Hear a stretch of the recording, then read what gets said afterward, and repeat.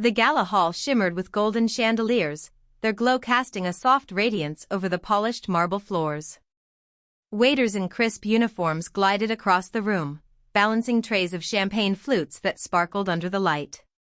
The guests, dressed in their finest designer gowns and tailored suits, mingled in carefully curated groups, exchanging pleasantries that carried undertones of competition and subtle boasts. Every detail of the evening was designed to exude wealth, sophistication, and status. At the center of it all, a woman stood with quiet dignity, her posture calm, her demeanor composed. She was not draped in the glitter of diamonds or wrapped in the names of high-end fashion houses. Instead, her presence seemed to carry an understated strength that set her apart, though most around her failed to recognize it. The billionaire's wife, accustomed to being the center of attention, moved about with a confidence that bordered on arrogance. She was a woman who prided herself on appearance, where every piece of jewelry was selected not only for beauty but for the unspoken statement it made. When her gaze fell upon the black woman, she paused for a moment, her eyes narrowing, not in admiration but in disdain. From head to toe, she evaluated her as though she were assessing a commodity. At first, her expression was merely indifferent, but then her eyes locked on the woman's shoes. They were simple, not glossy or flamboyant, lacking the iconic logos that screamed luxury to the crowd. A faint smirk crept across her lips. As though unable to contain her reaction, the billionaire's wife let out a laugh, sharp enough to cut through the hum of conversation in the room. Heads turned, some out of curiosity, others out of habit. After all, when someone of her stature laughed, people paid attention. She raised her manicured hand to gesture, making sure her diamond ring caught the light as she pointed directly at the shoes. "Oh my," she said loudly, her voice dripping with mockery, "look at those shoes. Did you pick them up at a bargain bin?" The words, delivered with calculated cruelty, rippled across the group like an uninvited chill. A few guests chuckled awkwardly, not because they found it funny, but because they felt compelled to align with her.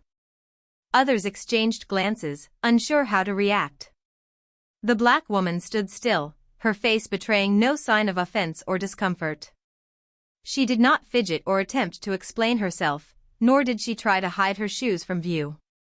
Her silence, calm and deliberate, seemed to unsettle the moment even more.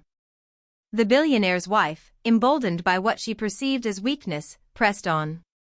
"Darling," she continued with a feigned sweetness, "shoes say everything about a woman." "And yours," she let the sentence trail off, her laughter filling in the space where words might have been.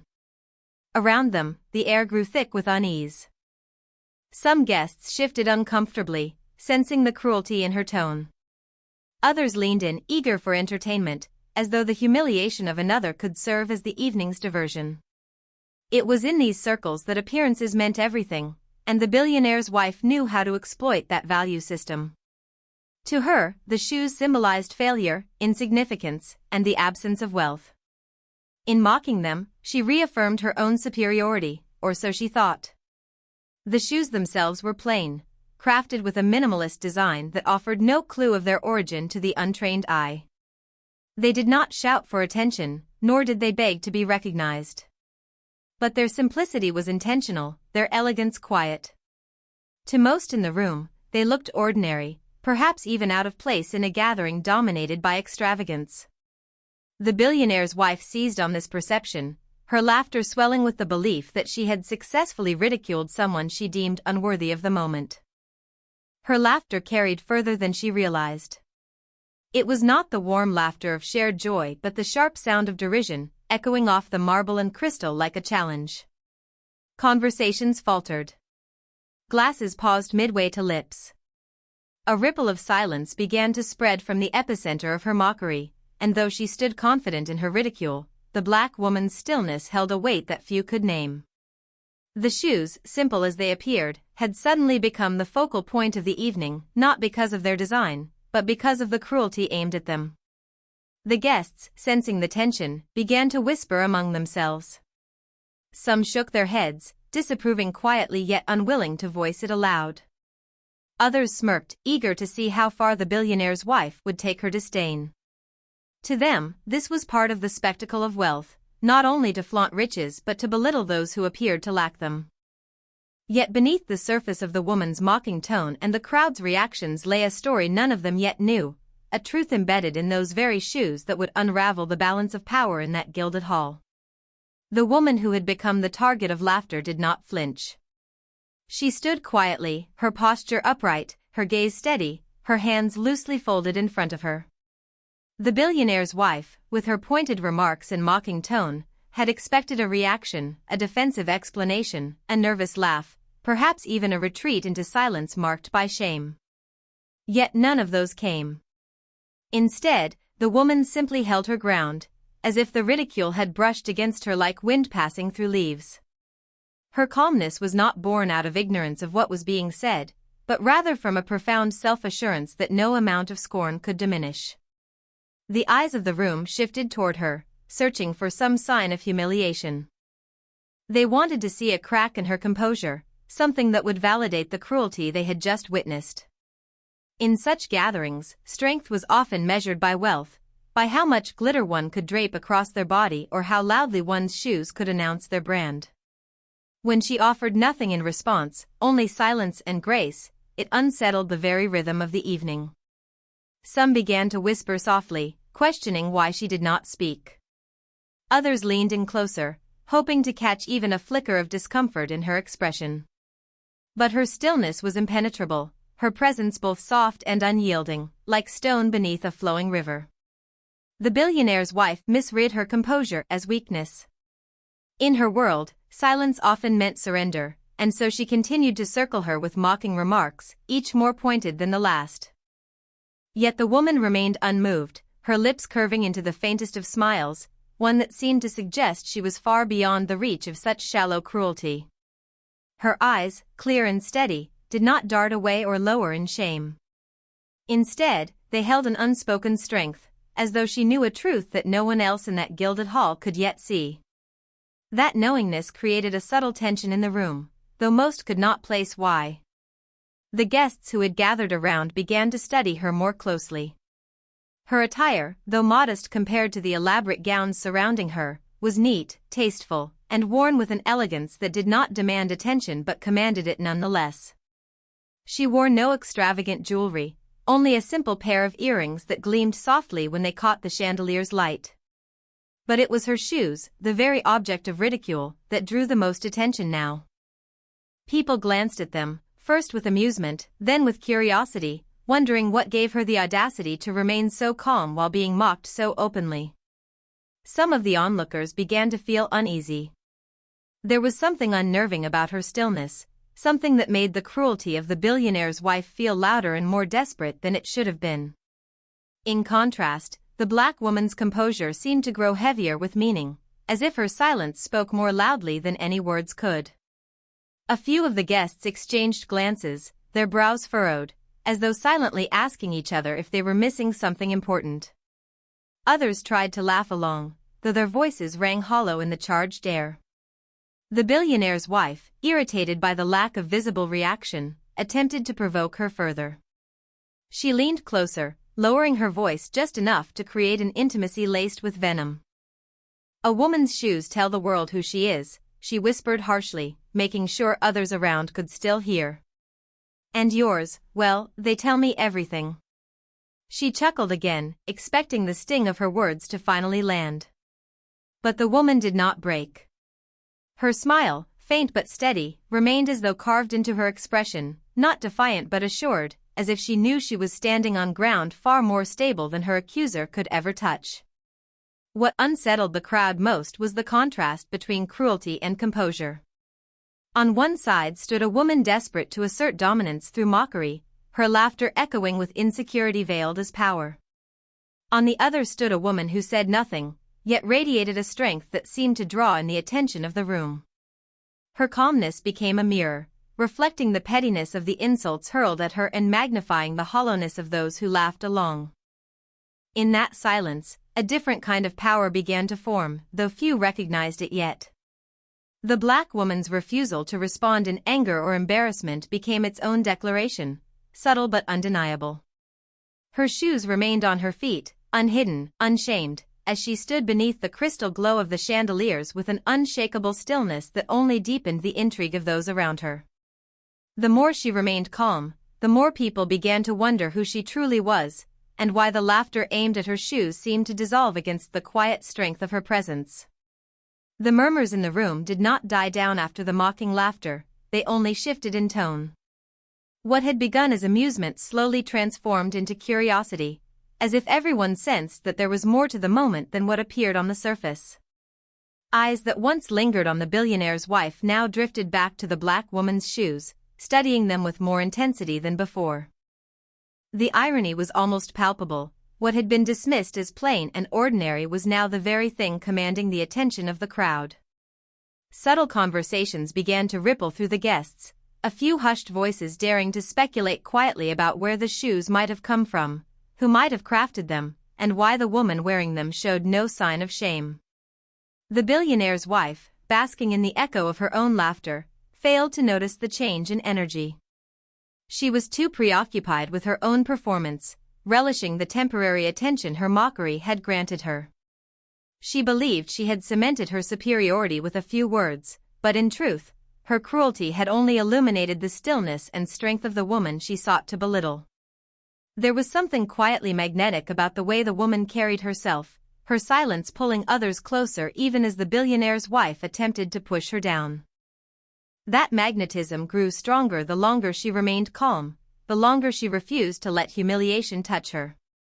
Among the guests, there were those who recognized subtle signs that the shoes were not what they seemed. The stitching, so precise and deliberate, hinted at craftsmanship that only a few ateliers in the world could produce. The shape, elegant in its restraint, suggested not simplicity born of lack, but simplicity chosen with intention. To the untrained eye, they were unremarkable. But to anyone who understood design, the shoes held whispers of mastery, the kind that never needed a logo to prove its worth. Those whispers began to spread quietly through the room, passed along in low voices, until curiosity outweighed ridicule. One man leaned closer to his companion, his voice just above a whisper. "I've seen stitching like that before," he muttered, his brow furrowing. "Not in mass production. Not in anything sold openly. That's handwork. That's rare." His companion nodded slowly, their eyes narrowing as they studied the shoes again, their earlier smirk fading into something closer to respect. These small observations passed like sparks from one guest to another, each igniting a new layer of intrigue that began to outshine the laughter that had started it all. The woman wearing the shoes remained unmoved, her expression still calm, her faint smile untouched. It was as if she knew the truth was already unraveling, as if she was watching the room shift without needing to speak a single word.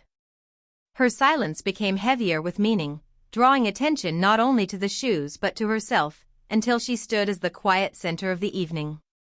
The more others began to notice the details, the delicate balance of the design, the artistry in the lines, the more the billionaire's wife's ridicule sounded hollow.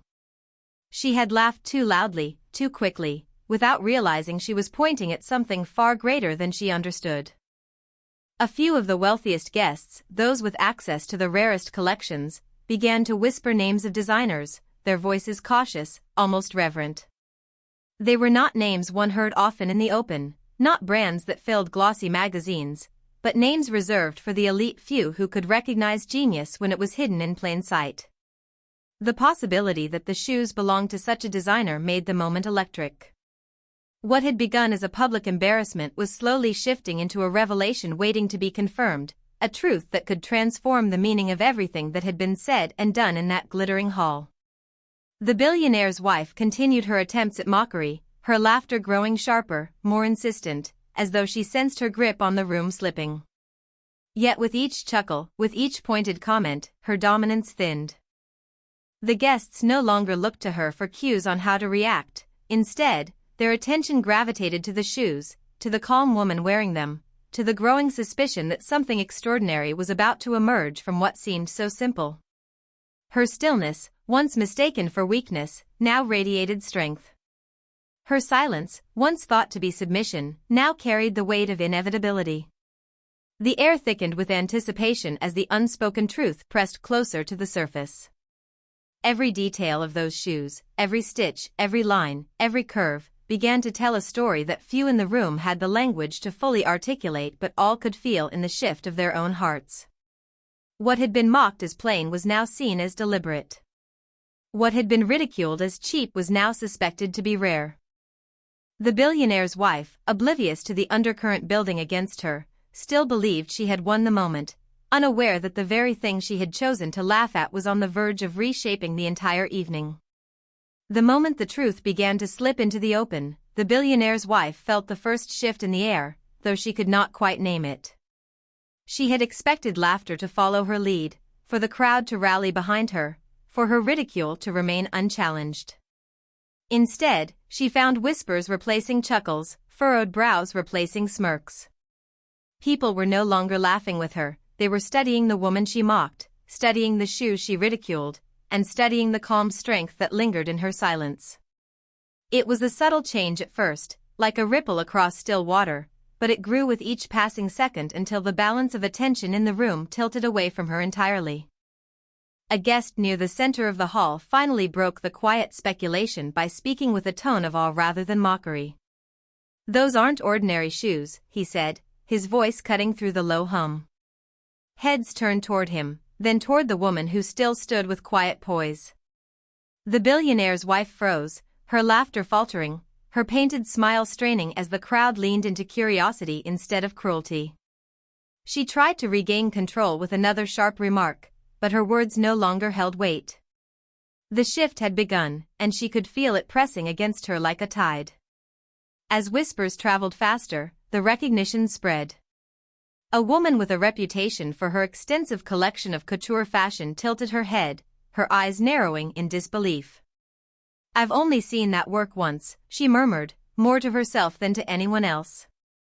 "That stitching, that form, it's from a designer who never sells to the public. Each pair is made for a single client, custom, never replicated." Her words carried enough authority that others began to nod, their whispers turning into murmurs of agreement.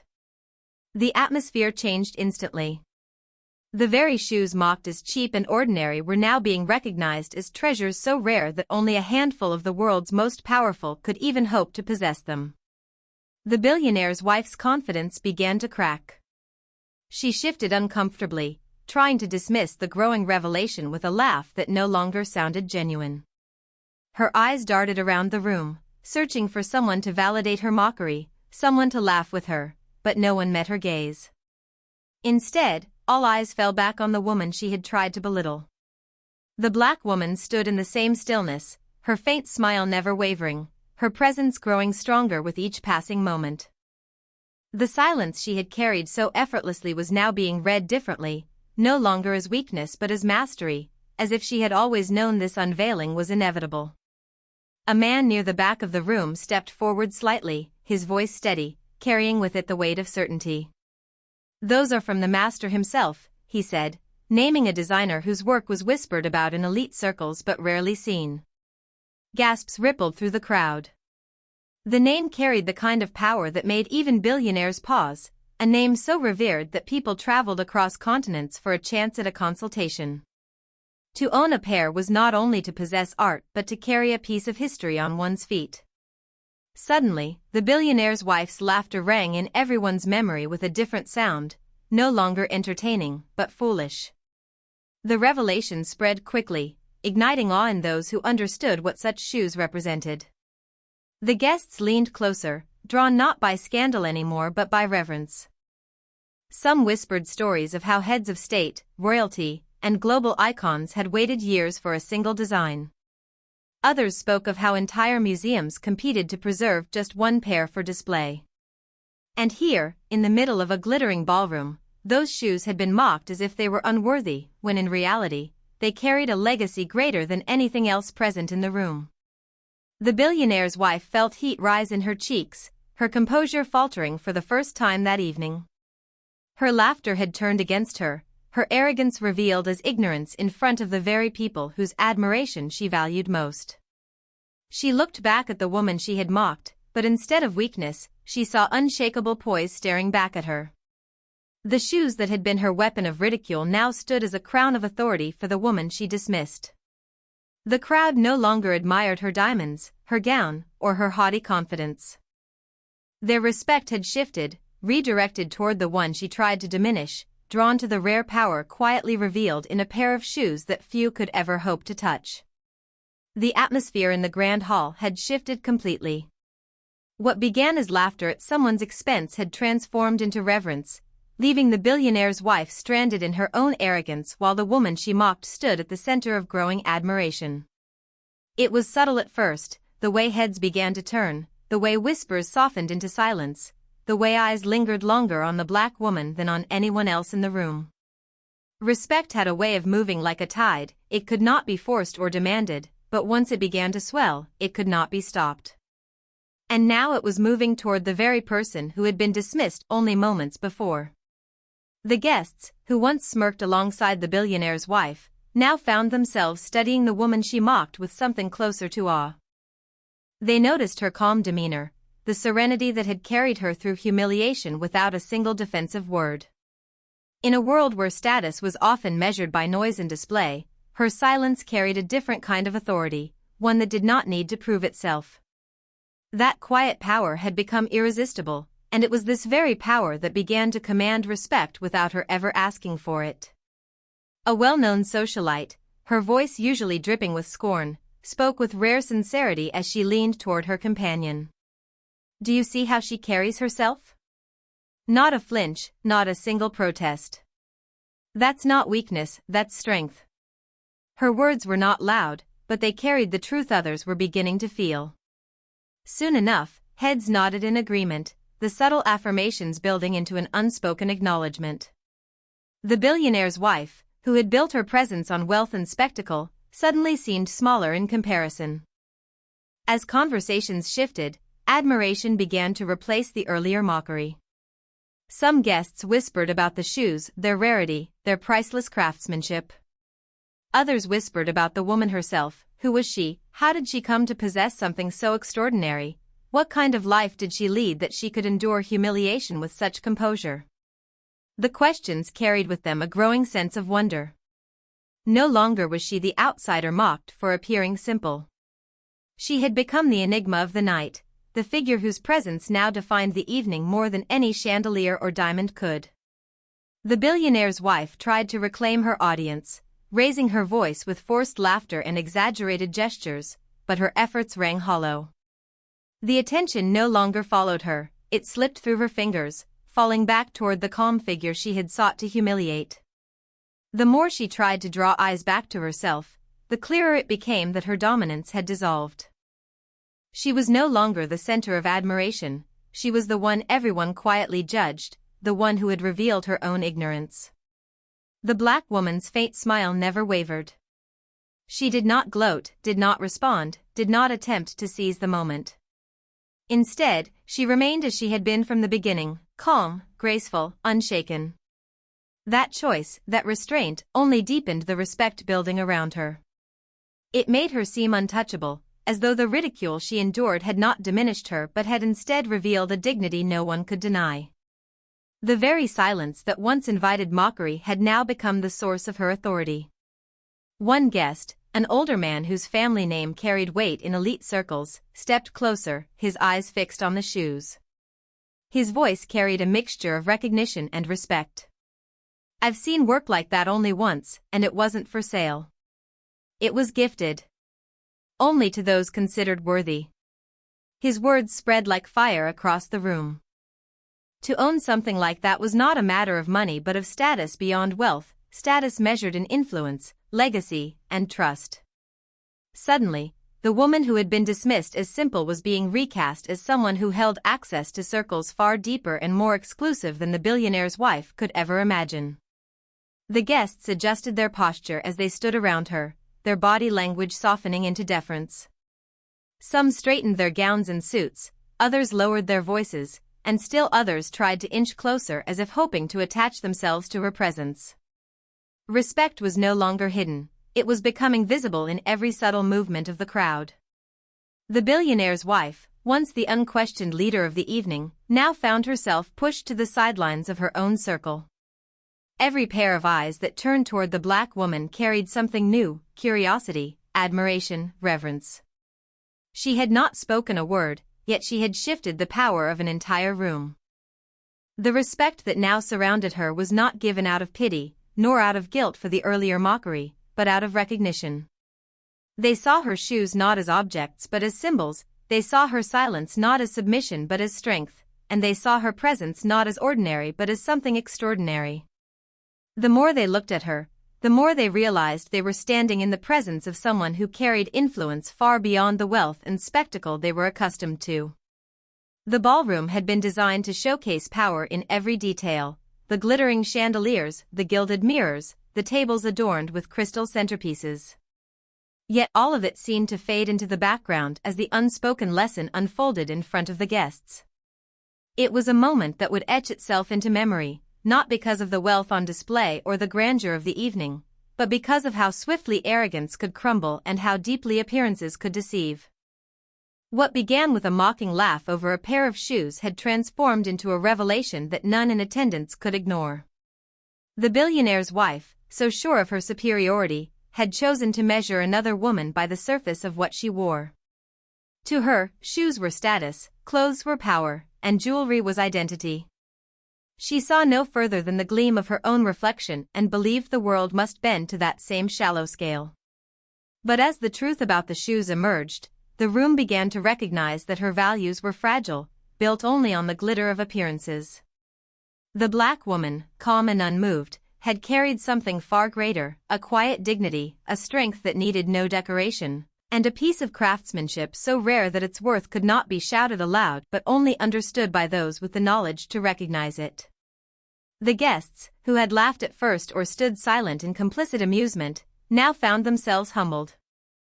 They had witnessed how quickly perception could shift, how easily laughter could turn into awe, and how the person most underestimated could emerge as the one most admired. In their world, appearances had always been treated as truth. Tonight, that illusion shattered. The simple shoes that were ridiculed revealed themselves to be the work of genius, artistry that transcended wealth, and a symbol of power more enduring than the sparkle of diamonds. And with that revelation came the understanding that value does not always announce itself loudly. Sometimes it is hidden in simplicity, waiting for eyes clear enough to see. The black woman's composure added depth to the lesson. She had endured mockery without protest, without defense, without a single word to justify herself. In doing so, she revealed that real power does not clamor for recognition, it simply exists, unshaken, and in its silence, it forces the world to adjust itself around it. Her shoes told one story, but her demeanor told another, and together they formed a truth the guests could no longer deny. Respect, once anchored to wealth and spectacle, now gravitated toward authenticity, resilience, and grace. The billionaire's wife, standing in the growing silence of her own failure, embodied the opposite lesson. Her laughter had seemed powerful in the moment, but it was hollow, born of insecurity and sustained only by the assumption that others would follow her lead. When the tide shifted, her voice lost its strength.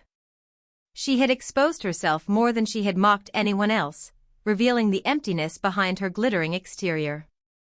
The very crowd she sought to impress now looked at her with quiet judgment, remembering her arrogance not as confidence but as foolishness. Around the room, the shift was visible. People who once measured worth by price tags and designer logos now began to wonder what else they had overlooked. They questioned how many times they had judged too quickly, laughed too easily, dismissed too harshly. The black woman's presence became more than a momentary spectacle, it became a mirror, reflecting the flaws of those around her while elevating the strength within herself. The lesson was not lost on anyone watching. The shoes, so simple in appearance, stood as proof that greatness does not need to be loud, that craftsmanship and meaning can be hidden beneath plain surfaces, and that those who judge too quickly risk embarrassing themselves more than anyone else. The woman wearing them became the embodiment of that truth. She did not need to declare her worth, it revealed itself naturally, undeniable in the face of cruelty. And those who had joined in the laughter at the beginning now found themselves wishing they had remained silent, for the contrast between their ridicule and her calm made their pettiness all the more obvious. The evening that had been designed to celebrate wealth instead became a lesson in humility. It showed how fragile status can be when it is built on appearances alone and how unshakable dignity becomes when it is rooted in authenticity.